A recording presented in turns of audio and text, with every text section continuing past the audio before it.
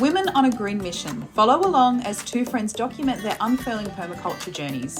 Join our chats each week where we will be sharing how we and others apply the ethics and principles of permaculture to our gardens and daily life. We're no experts. We're at the start of our journey, learning and fumbling our way to a greener life. You're guaranteed to witness a few successes, plenty of failures, laughs and swearing. We'd love your company along the way. Hello, everyone. Hi. Welcome. You have to bear with us. This is our first interview and we're probably all going to talk on top of each other. That's okay. Yep. That's keeping it real. That's it. So before we start, we just want to go through and acknowledge where we're recording on. So I'm up at Broom's Head on Yagle country. Where are you, Joe? So I'm down on Wanarua country in the Hunter Valley, New South Wales. And we're on beautiful Awabakal country in Cardiff Heights near Newcastle. Lovely. So why don't you introduce yourselves for everybody? I'm Kelly Lees. And I'm Anna Scobie. And yeah, we have been together for 17 years. Thank you. I can never remember the amount of time. So that's safe to say that, Kelly, you remember the anniversary date and Anna, you not so much? Uh-huh. I give nice presents though when I'm prompted. Yep. Yeah. We forget ours too, so, you know, priorities, right? Oh, goodness. Yeah, I suppose let's talk about a little bit about how we all met and we all connected, because it's only really been quite recent, hasn't it? It has, but I think meeting at a PDC course, you learn a lot about people's lives and aspirations in a very short period of time. So it's been a delight to meet you both. And then I actually... Oh, you go. Yeah. See, I knew this this would happen. We're going to talk over each other. You go. And I actually... we had something to do with Urban Hum, which is your previous business, when we ran our preschool, you know, back, 6 years ago. So, yeah, it was kind of nice making all those connections once we met everybody. Very good. Excellent. Yeah. I had no idea. I'm totally out of the loop on that one. I didn't know. You know that, Joe? Yeah. Because the girls did workshops back when they had Urban Hum, and I think Kelly came to the preschool. Actually, I didn't organise it. One of the other staff did, and came and spoke with the kids. So yeah, they came back when we had the preschool. Yeah, we used to do a lot of that. And we used to buy all your honey from Side Pocket when we go and get our coffee on the weekends, and so yeah.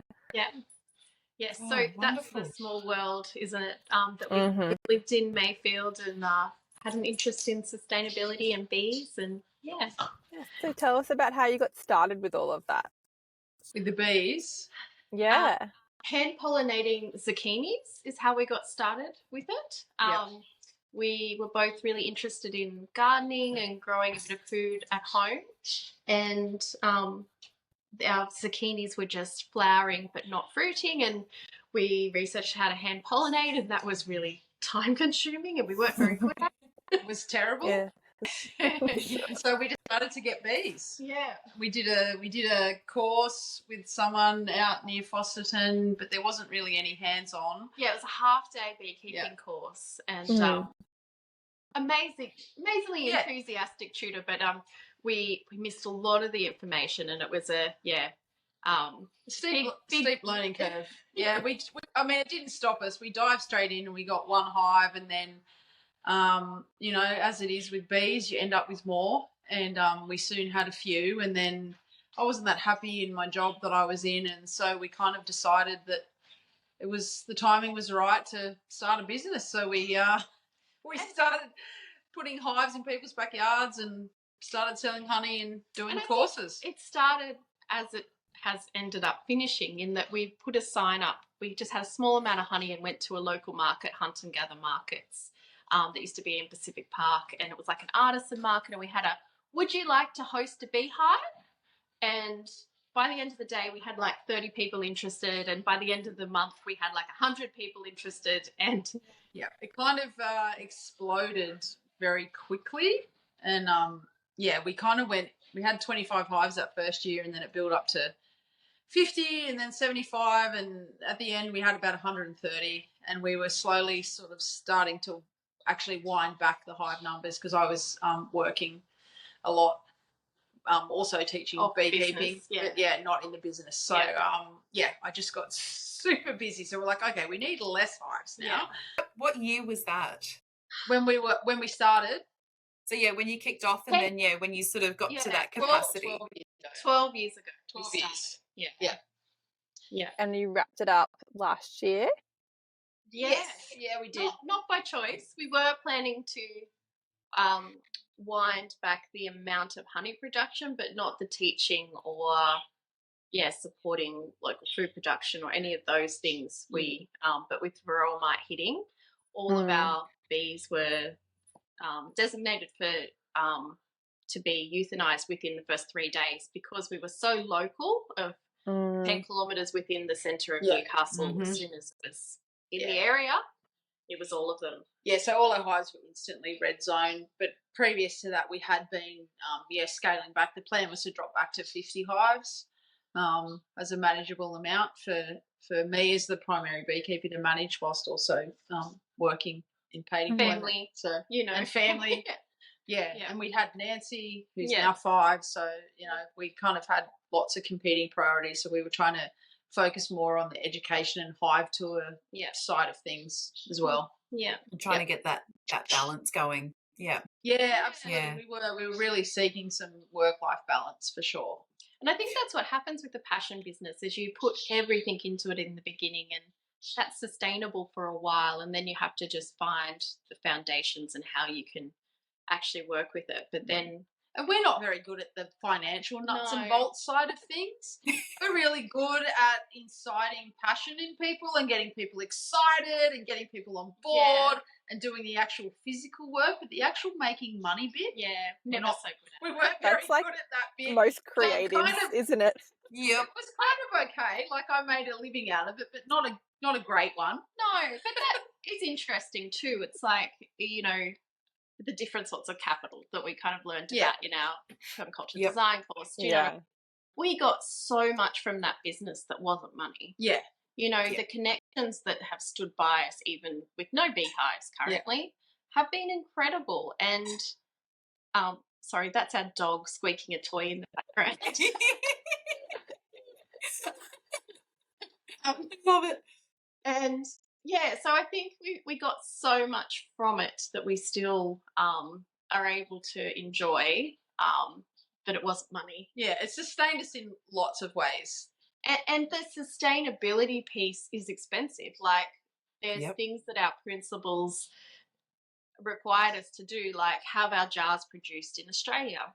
That's instantly $1 of packaging before we even put our costs of work and labour. But we didn't want a jar from China that had travelled all that way. Like if we were producing our food locally, we wanted to be packaged locally. So that's where making money becomes difficult. Yeah. It's so lovely that after everything's kind of wrapped up that you have all those connections. That's so heartwarming to have that as your legacy in the business.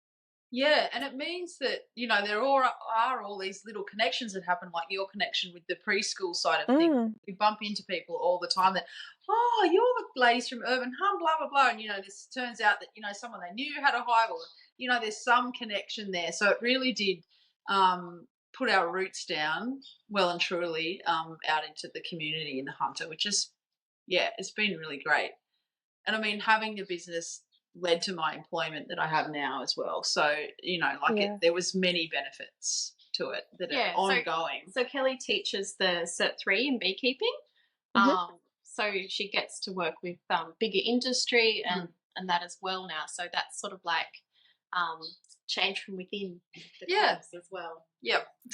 And a little plug for Kelly. She's an artist too, aren't you, Kelly?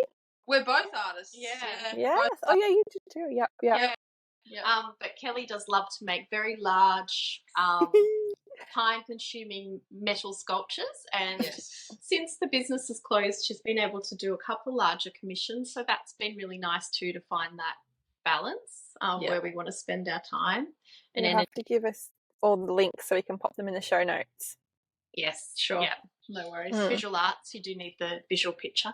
Yes. Yeah, you can describe it as much as you can, but yeah, it is definitely a huge bonus to be able to see that. Yeah, and I suppose I just wanted to put a little bit of context around Urban Hum and why you closed as well. So we've got some international listeners and possibly some listeners in Australia that have been living under a rock and don't understand what actually happened with varroa mite. Is that and I'm with you guys as well, was in the red zone where DPI here in New South Wales made the decision that anyone in the red zone needed to be eradicated. Not any of the bees, I should say. They didn't eradicate us as humans. Successful if some people were around, but we won't go. Yeah, and look, good thing to remember, Joe, is that it wasn't just DPI. It was a big collective decision of 26 parties that were signatories to that deed that decided that eradication was, feasible in the beginning, and that was what we should attempt because it had never been attempted before. Yep. And unfortunately, it didn't work, but it wasn't the mite that defeated us; it was people. Yes, absolutely. I'm glad that you touch on that. Yeah, no, I think it's important to talk about that because it's a heartbreaking thing for even recreational beekeepers, anyone that had a beehive. But the science was if you could remove the host, you would kill the parasite. So they tried to remove the host from the red zone areas and to stop movement of beehives. But that's hard to police. Yeah. Incredibly. And everyone follows the rules. Like anything that happens in nature where there is an issue, it is usually because there is some sort of human intervention. It's not because nature is wrong or gets it wrong. It's because we as humans have done something to be the catalyst for that or to be the supporter of that in that ongoing way. So, go humans. Like, we're awesome. I mean, look, there's amazing people out there, but we keep it real. There are some Muppets out there as well. Yeah. And I mean, I think, to do a plug for Brett, who was our teacher for the PDC, like, people are the solution too. So, yes, we're the problem, but we are also the solution. And I think now we just need to learn management strategies for varroa and we do look at the rest of the world and how they've done it and maybe not follow in their footsteps. Like, I know on a large agricultural scale, they will have to follow some of those footsteps to start. But people like us can start up keeping bees, learning the best practices without chemicals, and then to be able to teach that forward. That can happen, but it's going to be a learning curve for everyone. Yeah, absolutely. And I'm looking forward to learning. That's definitely something. I had one little hive, and it was devastating to lose that one hive. So I couldn't imagine how you guys felt, and certainly people that had hundreds of hives, and that was their bread and butter, and that was their life. Yeah, look, I have friends who were commercial beekeepers who lost 1,200 hives. They lost their livelihoods. Yeah. It was a big effort, and lots of people sacrificed a lot to give it a red hot go. Yeah. We had to try. Yeah. And it's like a collective trauma though in these red zones. Like, for those that loved their bees, they were part of their family, and to have to say goodbye to them, even if it's for a good cause, has been so difficult. And for us, like, people hosted our hives, so we had these connection with them, and their kids like to watch them, and then it has been hard. But one of the things that we've been working on to try to get through it, I guess, is this planting for pollinators, for predominantly native pollinators in this area. And we've been working with the local community group, Groundswell Collective, to plant, ended up 743 trees on our property. Yay! Wow. Cool. In an area that's 241 square metres. So it's a super dense planting, but That's site phenomenal. is really important for so many reasons, but it was where our hives were. So we had 10 home hives, and that forest 23. Don't tell her.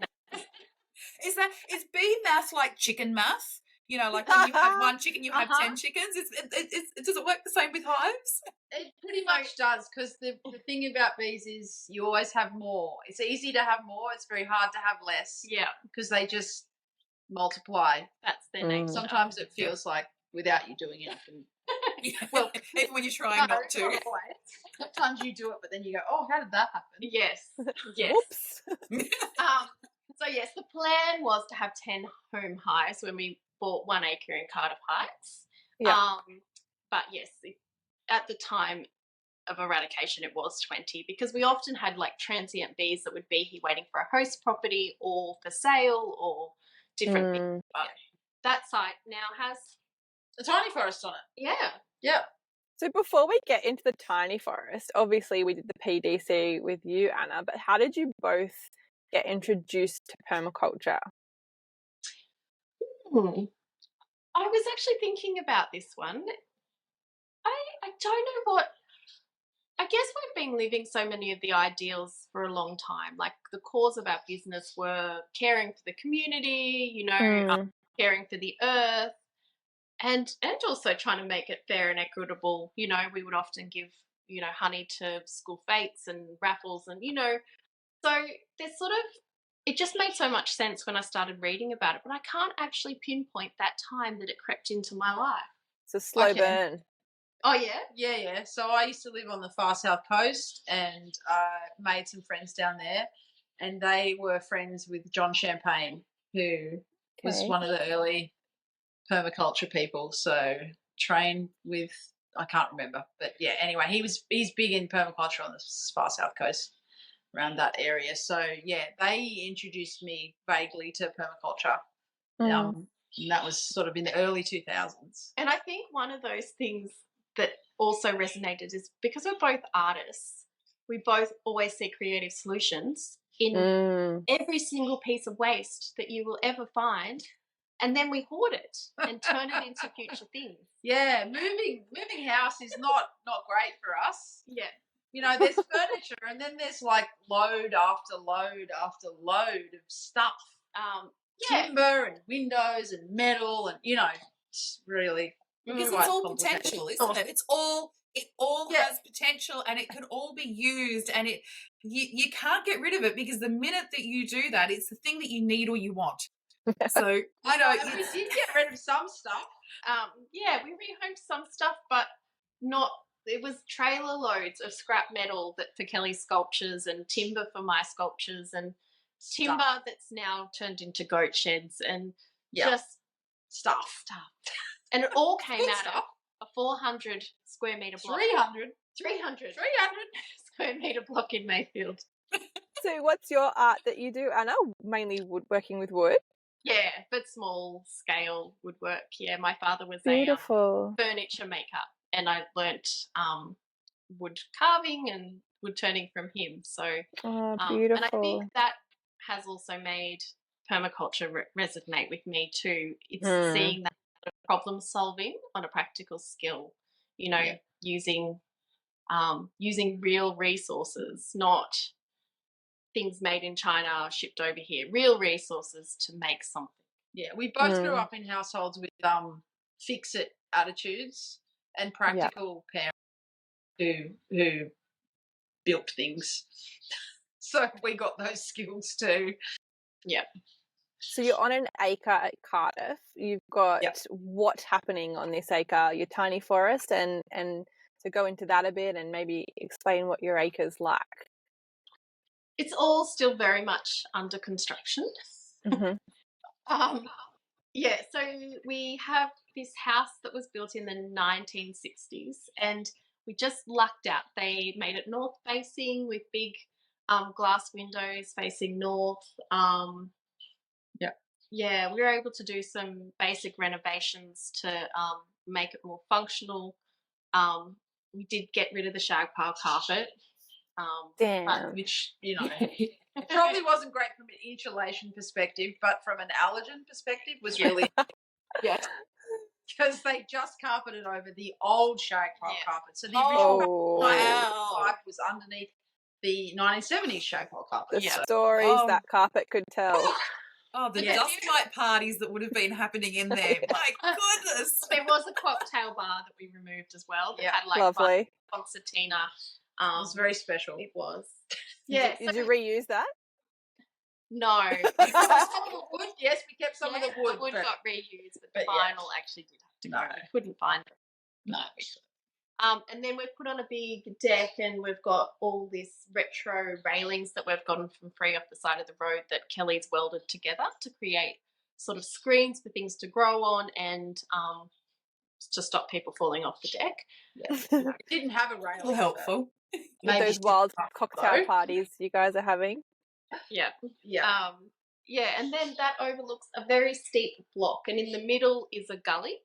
And that gully was totally full of lantana when we moved in, but it's slowly. Well, it's all gone now, the lantana. Yeah. We'd cleared the high side and started doing some stuff, and the tiny forest has meant that the rest is gone. the other side is gone as well now. Yeah.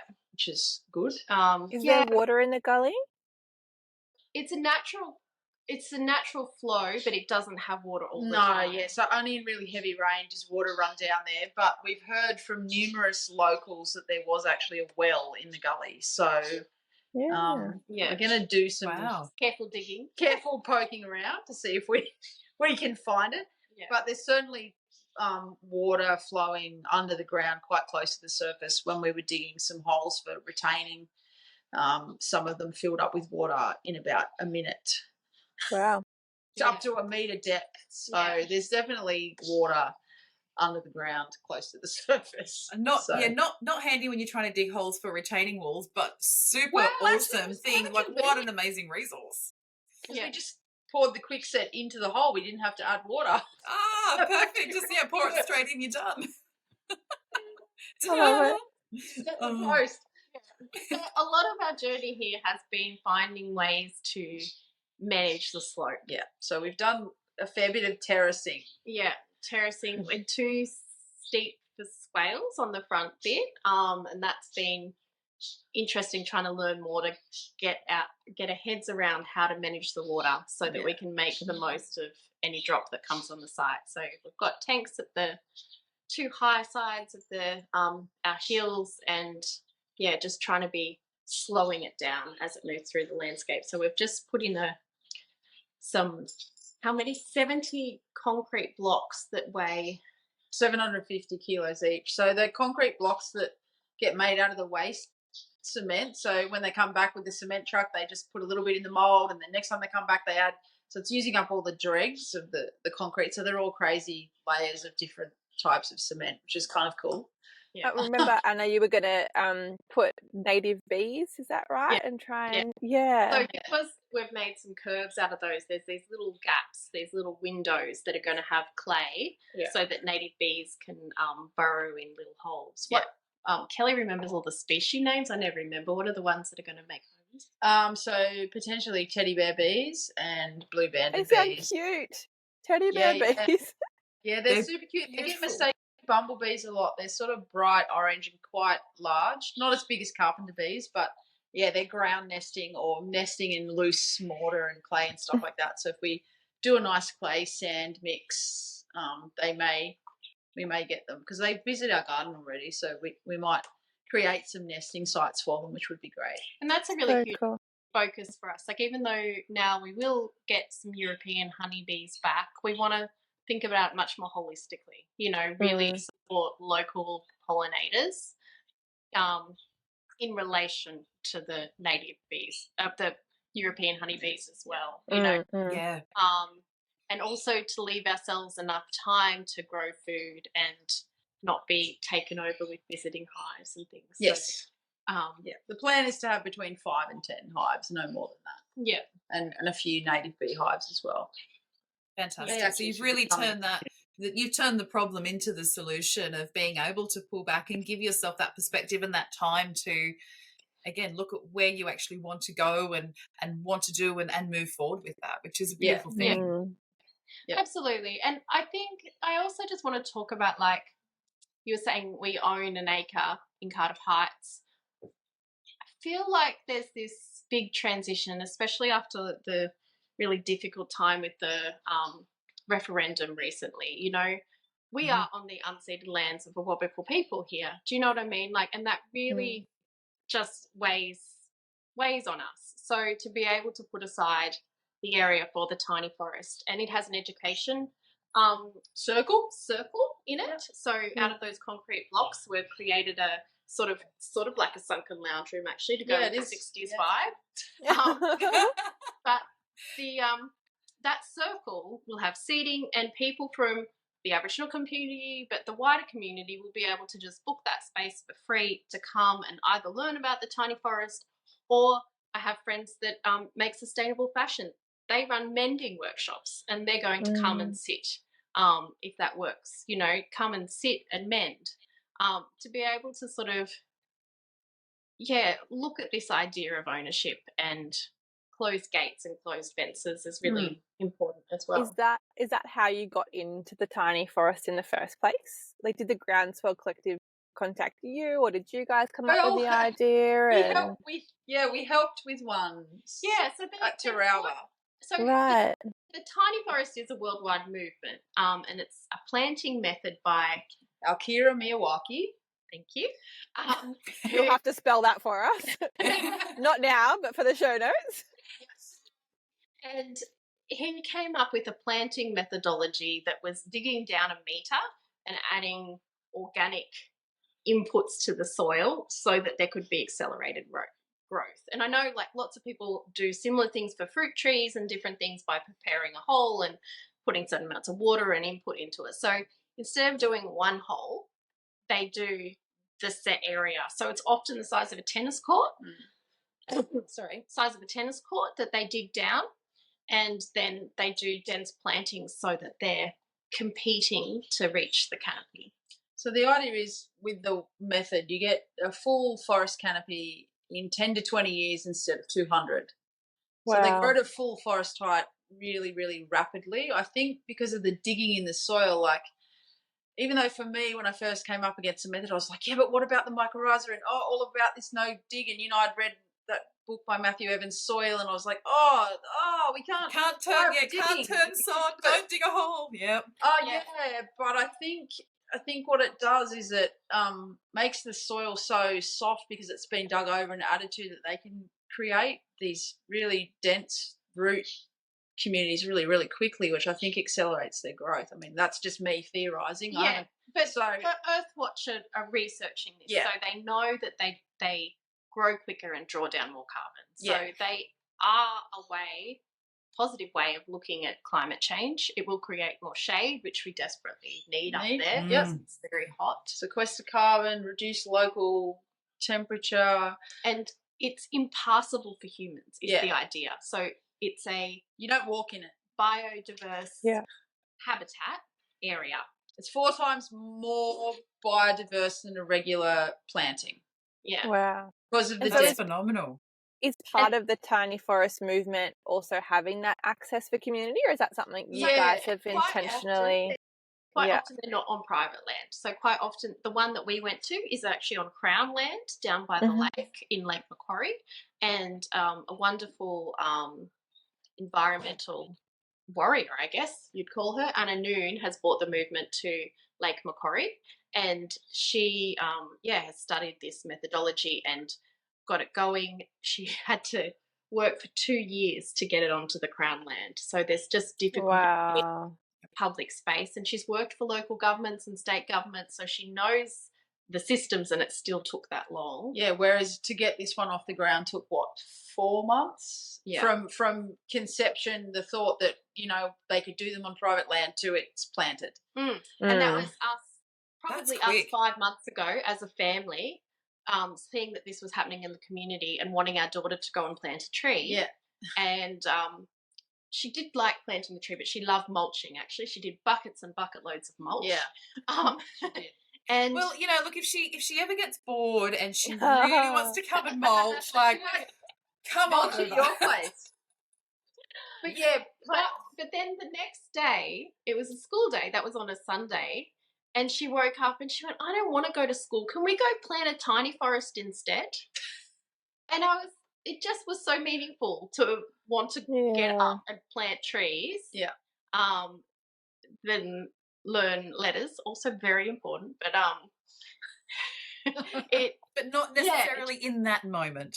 Yeah. in that No, moment I was like, True. yeah, where it's at. Let's plan for future generations. Let's not just do things for now. And Anna Noon actually sent out an email saying, if anyone knows of any public land or places that they would like to see this happen, we're looking for future sites. And we went, what about private land? We'd open it to the community a few times a year. And she's like, yes, that will be easy. You Yeah. want it? Wow. We can do it. Yeah. So they applied for a grant and did a bit of crowdfunding, and got a couple of grants to support it. it happened super quickly. Yeah. So So cool. supported it, and Earthwatch are going to support the citizen site. So the tree measurements are going to be recorded. Yeah, so as part of Earthwatch monitoring these trees, there's tree keepers, people who volunteer to do citizen science, and they measure the growth rate for 2 years every 6 months of 100 of the trees that are planted. Wow. So that they can calculate, growth rates and all that sort of stuff. So And for us too, because everything is observation and watching these spaces. There's also going to be control planting. So we've got the soil that's being dug, disturbed, potentially, things have happened. Yeah. And then we have a site right next to it where 5 trees are going in that will also be measured to see. Because I'm open to, if they're as successful and as viable, potentially no dig is the way forward. But yeah, we don't know. So we just wanted to try it out because we put some tube stock in of similar species 2.5 years ago, and they're already maybe 8. No, they're way taller than that. They're They'd very be tall. 7 to 8 meters tall already. Yep. So, Wow. yeah. So it'll But be most interesting. But we did pour biocast, like a probiotic for the soil, over the planting site too. So hopefully those little good bacteria are recolonizing as we speak. I was going to say, like, with the amount of trees that you've got in there being so dense, like, it can't help but, life begets life. So it can't help but to accelerate that. And, we've seen it time and time again, when there are dense plantings, when is that level of biodiversity there, it just goes and explodes. And I think that's the same with community as well. You're saying life begets life. On that planting day, we had 70 members of the community help us put the trees in.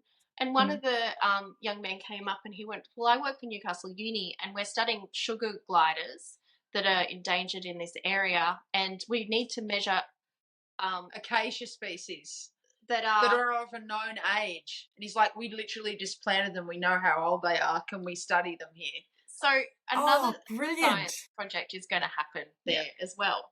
So, so cool. That community brings community. And I am a nerd. I love science. I'm about to start a science degree in February. So, yeah. Oh, wow. We all nerd right along with you, Kelly. Absolutely. I mean, that's the stuff that's exciting. That is really exciting. I mean, I hadn't even thought about it until you said that, like the amount of wildlife that is going to come into your space, but not just your space there as in, the piece of land that you're currently living on and caretaking, but the greater community and the impact that that's going to have on the community around the tiny forest, so that the natural community, and then the human community. Like, it's just endless. Like, there are no boundaries to that. Yeah. No, it's very exciting. And on a pollinator count, we're going to be doing each year in November, there's a national wide pollinator count, and people can sign up to learn a little bit about them so they can recognize the insects and then just do citizen science. I've seen this many reed bees, this many hoverflies, like it's all pollinators, it's not just bees. So it's a pollinator count. It's on from the 11th to the 19th of November. Yeah. Is that the event that's on your page, your Urban Hum Facebook page, the Discovering Local Pollinators event? No, that's us. We're going to teach people some of that because not everyone likes to sit down and do a 10-minute online course and then do it. So we're going to actually go through that in person, identify and chat and show off some of the things like the clay and some wooden blocks and different things like that people can do to help support habitat in their own backyards. They don't have to plant 720 trees, you know. But if they want to, they're more than welcome to, right? They sure can. Yeah, just send us an email. Anna Nude's looking for the next one. She's got a She's got a primary school school on board next, which is Cool. really lovely. Yeah. We were able to have our daughter's primary school, infant school come up and plant trees. That is so cool for you guys. I love that. And I just love how it all happened for you and so quickly, and just your idea of having it on private land, like reaching out and just asking the question, and how it's led to where you guys are now with it all. Yeah. It's much like the two of you just starting a podcast. I love it. At Do breakfast, it. we did talk about that in our first episode of just, we were just sitting there, weren't we, just having that chat, and I inserted myself into the conversation. I'll do just it. walked past, Let's I'll start do a it with you. podcast. It's like, I've only known you for one weekend. Let's do it. But you know what? That's how it happens. That's how it happens. And I think, like, that's the biggest thing, is just to start. Yeah. Do you know what I mean? Yeah. Like, was everything perfect when we had 70 strangers come to our backyard? Absolutely not. We have piles of dirt. There's some weeds that I really wanted to get to before people got here. You know, we literally had to put some chicken wire on one of our terraces so people didn't fall off because we didn't have proper barriers yet. But we just did it, and it was great. And no one said to us, "Oh, the rest of the yard's a bit messy." No one. Everyone was Because they like, were focused on the tree planting. yeah, you know, you just got to start. And I think that's the thing. As humans, we've been trained to overthink things and be overly cautious. Yep. And I don't think that's our true nature. Mm. Our true nature is to give stuff a try. That's it, and to be trusting and to collaborate and to expect that the people that you are engaging with are thinking like you, and they have the intentions that you have as well. And that's our default, right? Like as people, generally speaking, that's our default. And you know, you attract the right people. You attract like-hearted people around you, and they're the ones that stick it. You know, some people will come along and they'll try different things on, and they'll go, "Yeah, no, it's not really for me, but I love what you're doing. That's great." But the right ones stick around, and those connections are made, and they're made for life. Yeah.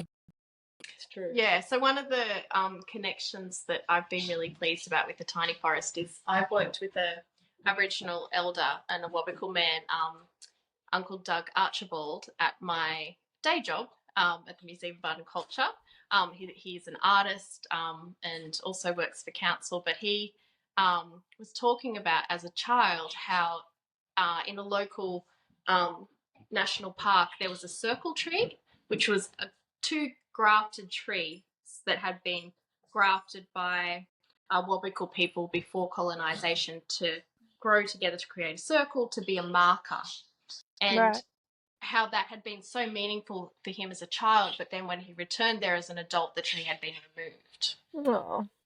And That how hurts. so many sites are like that, but that, you know, we need to have solutions, you know, towards reconciliation, towards culture continuing. It's a living culture. So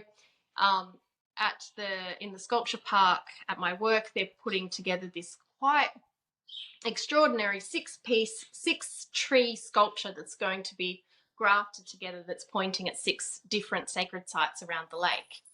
And that's a huge project. But he said, just in this offhand comment as we were chatting, I'd just love to see it, you know, take off everywhere. And then, you know, I drove away and I went, why couldn't that happen everywhere? And I sent him a text and said, would you like to make a living sculpture as part of this Tiny Forest project we're doing? And he put in 2 welcome trees, 2 gums on either side of our path just before you went to the forest, the forest that's tube stock this big. And It's those still a gums, forest. The forest in waiting. it's a forest. I like that. To those These little tiny gums- microbes, they're massive trees already. True. Yeah, so these gums are either side of the path. You'll have to walk under their canopy eventually. Yeah. Right now they're up to about my hip. They're not grafted together yet, but No. in 12 months he's going to come back and graft them.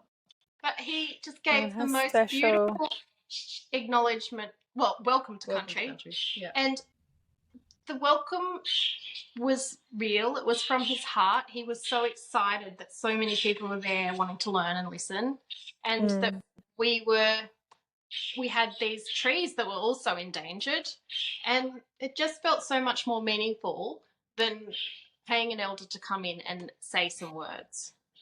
That was able to be a real symbol of how we feel. Yeah, I think those real relationships, you feel them so much more deeply, and they just speak volumes when you can do that in that way, for sure. Yeah. In the Absolutely. early childhood space where I worked previously, some of the experiences we got to have through that, a lot of them actually were through Lake Night Council and around that area, but it was beautiful. Like when you feel it, you just feel it so much deeper. Yeah, and as shocking as the referendum was, I feel like there's just real hope with the future generations. Like, you know, through my work, we did lots of reconciliation projects going into primary schools with Aboriginal artists, and the kids are truth telling. Like, the curriculum now, there is actual truth telling of our past and our history. And yet when I tour our older Australian generations, there's still so much ignorance around, and it's There's a lot. Even my mum, like, she's a teacher, and she said when just comparing her experience going through school where it wasn't talked about, then comparing her experience at Teachers College back in the 90s of what she was told to teach, and then teaching now in, well, she's not a teacher anymore, but in, you know, the 2000s, how much in just that short span of time things have changed so much, and how it just, from being not spoken about to then being spoken about in a very particular way and from a very particular perspective to what's happening now. And then, you know, you think in 5, 10, 20 years time how different things can be. So I think that's very hopeful that in such a short space of time things can change so quickly. yeah, for sure. And I think we have to focus on that hope. Yeah, we do. And that's, you know, that's what the forest's about too. Yeah. It's hope. It's a something positive that we have been able to do because we're lucky enough to be on land, you know, and to be able to share that with the community is really important. And I mean, that is all just good luck. I mean, or divine intervention. We stumbled into the housing market accidentally. Yeah. I dreamt that we bought a pink house. And Anna thought, oh, that sounds pretty cool, and started looking online and saw this pink house, and she's like, we should go look at it. Yeah. And turns out it wasn't pink. It was just a photo. The photo the estate agent put up. See, that's the universe right there. I'm going to get woo-woo, but that is the universe going, this, like, I can't give it to you anymore, obviously. It's on a silver platter. It is this, ladies, this one here. Oh, look, I get it. I understand because, you know, years and years ago. Financial diagnosis. Yeah. And it was when they were handing money out, you know, when you didn't have to have a deposit. When you could borrow 110%. Like, here, have everything. Yeah. Borrow the full amount. And then here's a rebate that you can build your dream shed at the back of the block. Now it's like, no, you can't have anything. You know, can we please have your firstborn? I know. I know, it's crazy. Man. But I definitely vibe with you on, you know, knowing that it's the right place and it's the right timing, because I had the same thing with this place. Like, years and years ago, I did a meditation session in a government department, you know, where we had the psychologist that, you know, we'd have professional development on a Thursday morning. He'd come in and do a meditation session. And we had this meditation and it was all visualization. And I visualized this little farmhouse on a hill. I don't know where the hell this thing came from. I always wanted land. I was living in a rental. You know, I wasn't even with, you know, Anthony at that stage. I was still on my own. But I had this picture of this little farmhouse on a hill. And when we went looking for a property, we looked at everything, you know, like there was so many options. And it was like, no, that not quite right. And Anthony wanted everything to be done. He wanted something that he didn't have to renovate. It was move-in ready. It was nice and shiny. And, you know, I just wanted land. I'd live in a tent. As long as I could have my animals with me, I didn't care. But we pulled up to this, to this place, pulled up at the gate, and I went, oh, holy shit. It was that moment. I was like way back into that. And I'm like, this is it. And he's like, yeah, it's nice. I'm like, no. This is it. Like, this is the place. one. Yeah, I'm like, I don't care what it looks like. It could be a total meth lab inside. I don't care. This is it. So it was, it's just the universe going, like, yeah, hello, this is the one. Yeah. Do you have any more projects planned for the land at the moment? Is that the wrong question? Yes. I mean, next question. No, not at all. We have lots. It's just deciding which order to do them in. Like, oh yes.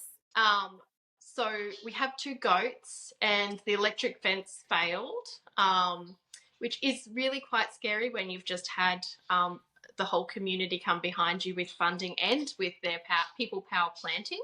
So the next thing is new goat fence. Proper goat accommodation. So we've got a partially built goat shed but with no fencing. So that's sort of the priority job. Yeah. The next in line, we've got a lot of works in progress, shall we say. Yeah. We've got terracing that's not quite finished, but we've got big plans for a spelling of fruit trees, and we do have some garden beds in where we're growing some food, but we'd definitely like to be growing more of our food. That's the long-term goal, is to be, I guess in my head I'm thinking maybe supplying at least half of what we eat. Mm-hmm. Yeah, cool.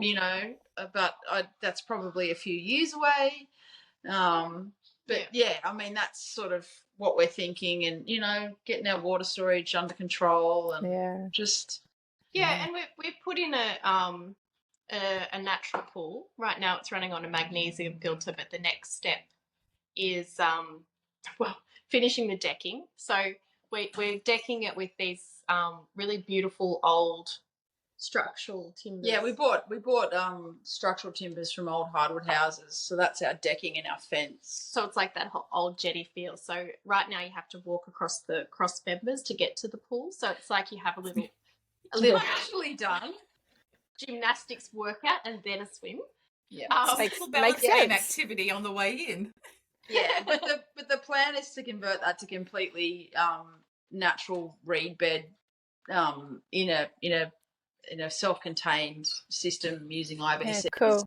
So it'll be a completely natural pool. As it is currently now, you can water the garden with the water from the pool. So it's still a natural pool, and in fact we've had ducks visit it and hang around and drink it and do all sorts of, which has been nice to see. Stuff. But that's sort of the plan with the pool, and then we're planning to get turkeys at some stage. I brought home a rooster a couple of days ago, which Anna had forgotten about and was slightly surprised by. I've heard, Kelly, I've heard you dump a lot of things randomly on the front driveway and get random deliveries and Yep. So there is lots of piles of rocks for our gully to turn into a more natural water ecosystem that's not for us, that's for wildlife. So that's the plan, is to creek bed and put several ponds in the gully to create habitat for frogs and stuff like that. We've got one small pond at the moment that's up the back in the orchard that's still got frogs in a bathtub, and it's got frogs in it. It's had frogs in it pretty much since we put it in, which is pretty cool. And I'm a bit obsessed with frogs, so that'll be awesome if we can have some more frogs. And then, like, talking about the housing crisis and how hard it is and all those things now, we really want to have like a tiny house. So we've got all these awesome materials stockpiled to start building something that's a small cabin, whether it's temporary accommodation for people that need it, people staying for workshops, or sort of thinking about the idea of future-proofing, that as 2 little old ladies we won't be pushing the wheelbarrow full of mulch up and down, that maybe there could be some young enthusiastic people that can push the wheelbarrow while we tell them about it. Yeah, because we kind of started this whole caper a little late. I'm going to be 50 next year, so I've got some good pushing left in me. Spring chicken. Thinking you're our vintage. Perhaps having some younger younger bodies around in the next, 20 years from now. Yeah. And you want to get into more of this education space again and doing workshops as well? Yeah. Or? Yeah, absolutely. I really miss that. Like, Well, it's what we both do. yeah, and we Yeah. both do it for our other jobs, but there's something different about feeding people. Like when we were like, Yeah, Anna loves feeding people, like food, not just information. Actual, not just the brain food, real food. Yeah, so, cooking really good food, especially if you've grown it yourself and serving it to people, like that nourishing body and mind is very fulfilling for me. Yep. So definitely it's fulfilling for my stomach when you cook. So no complaints on sharing those passions whatsoever. No, absolutely not. There's a reason I'm 10 kilos heavier than I was before I met Anna. Well, when you've got good food, it's there. Yeah, absolutely. Oh, that's so we exciting. definitely want to get back to that.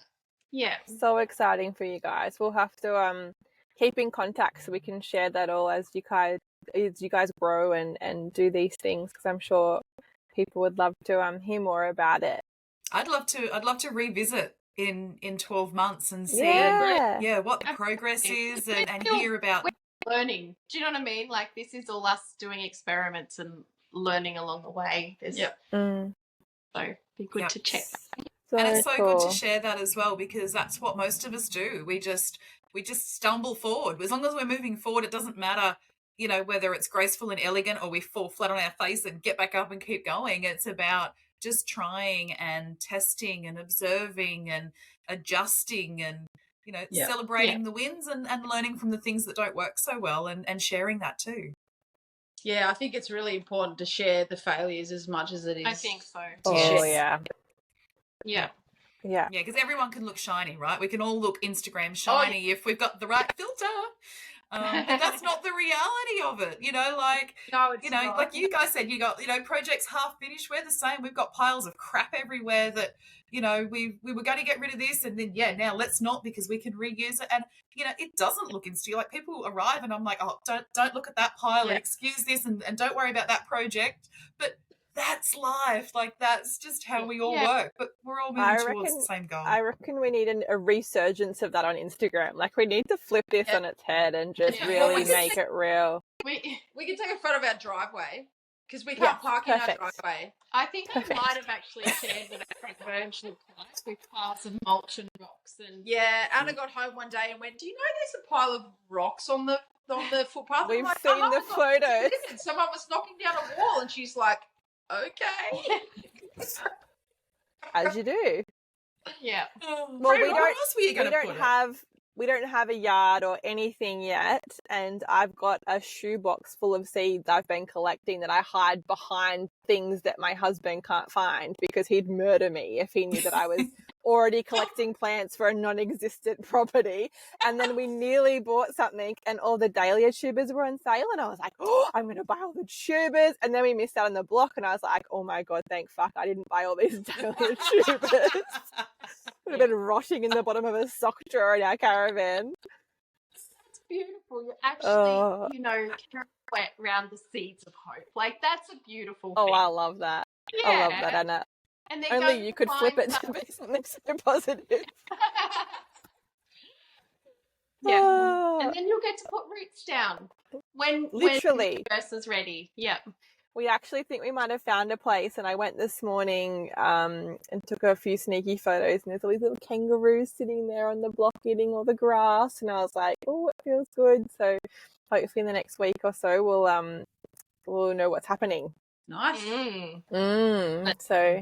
So close. It's going to be a big celebration. It's been so good chatting to you guys today. We do a final question, a grounding question that we're going to ask everyone. So the question is, if you could pass on one piece of permaculture advice, what would it be? Don't be afraid to try things. Yeah. Just to be kind.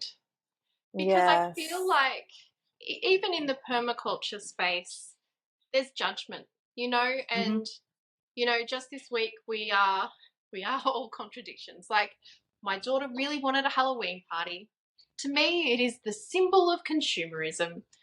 But we tried to make it a community-based, beautiful event where the kids ran around the paddock and they had to connect with nature and do scavenger hunts and all of these things to then get their plastic wrapped. They had to earn lolly. it.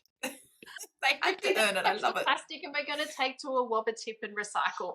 So we're just doing our best. Yeah. Yeah. We literally had this conversation this morning, actually. Like, that, you know, you do it small and you do it as you can, and it's not all or nothing, because that's not realistic and that's just going to lead to burnout, and a little step is better than no steps. So just be kind, embrace it, have a go. Yep. And I love what you said, Anna, that we're all a contradiction, because we absolutely are. None of us are absolutes, because it's impossible to be, because we are not black and white. We are not, you know, it's just not absolute. We are all contradictions, and I really love that. Yeah. I'm driving a diesel guzzling car towing a 3.5-ton caravan around Australia. You know, how eco-friendly is that? I think if you compare your footprint, you will probably still be doing pretty well. Yeah. Yep. True. And there's always the flip side. You're enriching people's lives. Yeah. Oh, that's nice. Yeah. Well, thank you so much, guys. You're welcome. Thank you. Thank you. Loved having you on. So nice to talk to you. And we'll definitely catch up soon. And we've got a little Facebook group that we've got. So if you have any photos that you're happy to share of your plan and that kind of thing, we'd be more than happy to put all that in there so people can kind of have a look at what you're doing. And I'll share all the links for your pollinator day and everything. And if anyone wants to jump on board, they can get in contact with you. Wonderful. Thank you. Thank you so much. Fantastic. Bye, guys. Bye, ladies. Bye. Thanks for joining us this week. We're glad that you were able to meet Kelly and Anna, and we really hope you enjoyed the interview, and it was a great conversation that we thoroughly enjoyed. So if you like what you heard, then please like and share, and check out our socials, and check out Anna and Kelly's socials as well. And if you didn't like what you heard, then that's totally okay too. Then we're sure you'll find the right show for you. And we'll see you next week. Bye. Bye.